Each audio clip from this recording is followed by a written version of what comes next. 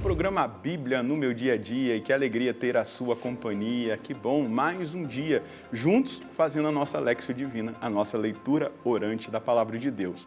Nós estamos estudando o livro dos Juízes e é muito bom que o nosso coração se abra, que nós estejamos atentos à Palavra do Senhor que dirige os nossos passos, ilumina a nossa vida, o nosso caminho. Eu quero convidar você a se abrir de verdade e a junto comigo pedir o Espírito Santo para que ele possa conduzir-nos no nosso estudo bíblico de hoje. No nome do Pai, do Filho e do Espírito Santo. Amém.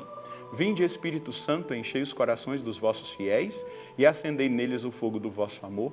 Enviai o vosso Espírito e tudo será criado e renovareis a face da terra.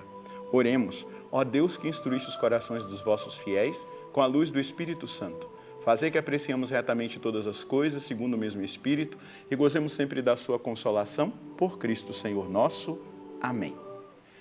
Quero convidar você a pegar comigo aí a sua Bíblia e também o seu caderno para a gente anotar o texto do livro dos Juízes que nós iremos estudar hoje. Anota aí Juízes, capítulo 17, versículos de 1 a 13.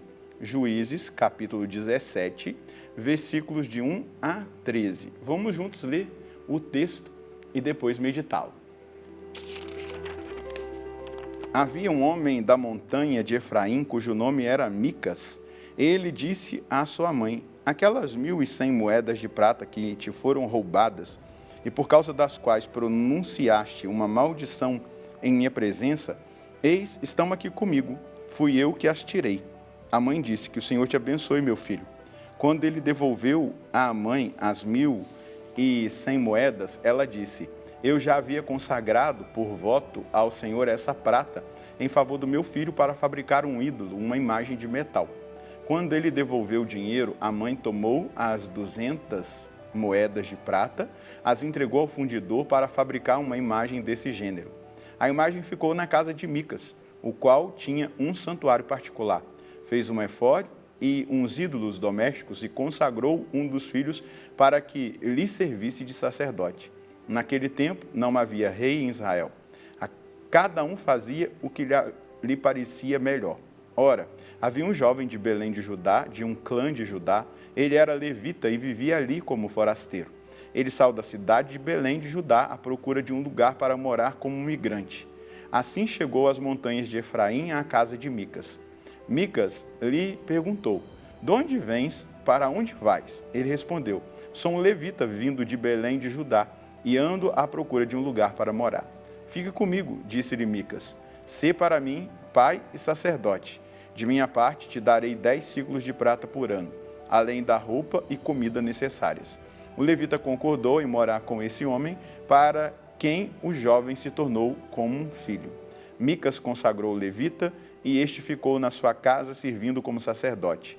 Micas disse: agora sei que o Senhor me favorecerá, porque este levita se tornou meu sacerdote. Nós entramos numa etapa final do livro dos Juízes. Precisamos entender que do capítulo 1 até o 16, nós estudamos aí os juízes, libertadores, aqueles que Deus levantou para libertar Israel. Agora nós estamos nos tempos que antecedem o livro dos reis, quando o povo vai pedir para Deus um rei que os governe. Então nós vamos aqui ver o caos espiritual e moral, social, sem liderança que a nação acaba vivendo. É aqui Micas ou Miqueias, é esse que nós acabamos de ver, que funda a sua própria religião.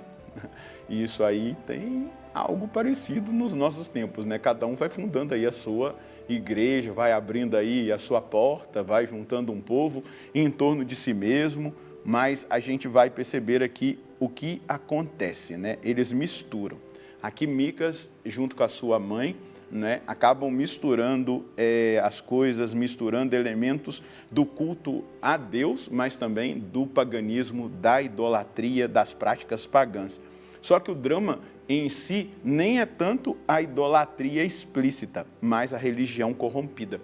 A gente vê aqui uma religião corrompida pela prata, pelo dinheiro, ou seja, a falsa adoração que se disfaz de fé, que se disfarça de verdade. Há uma falsa religião. Aqui não existe uma religião verdadeira. E como que essa religião se estabelece? Primeiro, a violação do 4º mandamento. Ele rouba, né, a própria mãe, aqueles 1.200 moedas de prata, não é? Um roubo que desonra a sua própria mãe.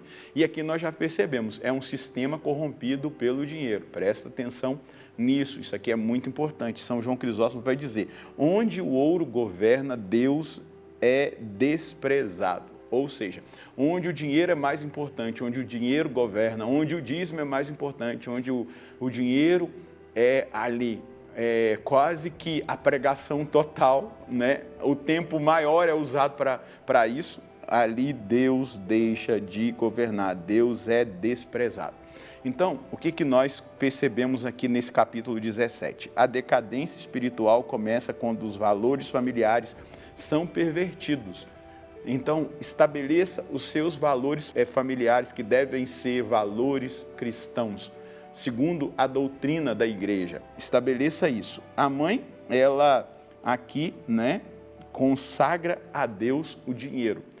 E, ao mesmo tempo, ela pega 200 moedas de prata e ela manda fazer um ídolo, né? Manda fazer uma imagem esculpida. É uma mistura sincretista, é um sincretismo religioso entre o culto a Deus e a idolatria. E aí isso fica explícito para nós. Então, o pecado de Micas não é simplesmente a falsificação da fé verdadeira. Na verdade, o pecado dele é a falsificação da fé verdadeira. Não que não seja, é a falsificação da fé verdadeira. Por quê? Ao mesmo tempo que ele diz cultuar a Deus, ele está fazendo uma religião própria. Ele coloca vários ídolos ali, nomeia o seu filho como sacerdote. Gente, isso aqui é muito explícito. Muitas vezes nós somos acusados de idolatria por termos uma imagem de Nossa Senhora, ou aqui nós temos a imagem de Nossa Senhora da Revelação, ou ter uma imagem de São José, de São Miguel, de qualquer outro santo. Mas, na verdade, a idolatria ela está mais vinculada. E aqui eu não idolatro a Virgem Maria, eu a venero, eu a amo, ela é a mãe de Salvador, o santo eu quero imitá-lo, São José, e aí por diante, que nós já sabemos muito bem isso. Mas, verdadeiramente, a gente vai percebendo que a falsificação da fé se dá pela idolatria ao dinheiro. E aqui, a ausência da religião verdadeira, nós vamos percebendo aqui que nós vamos vendo a corrupção. Vem esse levita, né, que vem de lá de Judá, de um clã de Judá, ele vai e se vende, né? Ele também se entrega àquele culto falso, porque tudo estava marcado, tocado pela questão financeira, pelo dinheiro. E isso não pode estar como primazia, o dinheiro não pode ser a primazia. Não podeis servir a Deus e ao dinheiro, vai dizer Jesus, vai nos ensinar o Senhor. Então, diante do caos, pela ausência de um rei, a falta de governo de um rei, ela também atinge a questão espiritual e também moral. A anarquia da alma gera uma idolatria institucionalizada. A idolatria se torna institucionalizada porque acontece o caos, a corrupção espiritual da alma. De Micas, da sua mãe, desse levita que chega, que deveria, olha, Micas, a gente tem que quebrar esses ídolos e adorar o Deus verdadeiro, que é o Deus do nosso povo. Não, ele vai lá e concorda, se torna sacerdote daquela igreja fundada por Micas, por Miqueias, ali naquele caso que nós estamos vendo. Perceba, muito logicamente, aquilo que Deus quer falar conosco. Nós devemos nos desvencilhar dos nossos apegos materiais, nós devemos nos desvencilhar de tudo aquilo que quer corromper a nossa alma, a nossa fé, porque, volto a citar São João Crisóstomo, onde o ouro governa, Deus é desprezado. Eu começo a colher a mensagem de Deus para nós hoje com essa citação de São João Crisóstomo. Onde o ouro governa, Deus é desprezado. Isso nos faz recordar o que ensinou nosso Senhor Jesus Cristo. Não podeis servir a Deus e ao dinheiro. Agora é uma citação de Paulo a Timóteo. O amor ao dinheiro é a causa de todos os males. Devemos vigiar o nosso coração em relação ao demônio, e aqui eu estou usando a linguagem dos padres do deserto, tá? Ao demônio da avareza, que nos ronda e quer nos roubar a fé, a piedade e o amor a Deus. Peçamos ao Senhor a graça da pobreza de espírito e do desapego do material. Esse é o caminho. Nós precisamos tomar muito cuidado, porque o demônio da avareza está aí rondando, é um dos pecados capitais. E ele está a todo momento nos rondando. Aqui nós vemos Micas fundando a sua própria religião. E aí nós vamos percebendo pessoas que vão fundando religião, que vão aí se aliando com pessoas de dinheiro, pessoas de poder, pessoas de política, tudo para influência, seja ela do poder, mas também do possuir, dessa realidade material. Nós não podemos nos deixar seduzir por essas realidades, porque isso é corrupção espiritual e nos leva à destruição. A destruição, sim, espiritual da nossa fé. Nos esvazia, nos faz desviar daquele que é o desejo e a vontade de Deus a nosso respeito. Vamos rezar com essa palavra?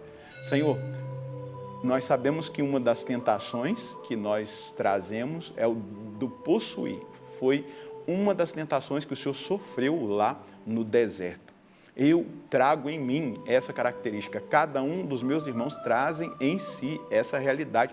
É uma marca do pecado original em nós. E o demônio sabe. E ele quer nos seduzir nessa dimensão da avareza, do apego ao material.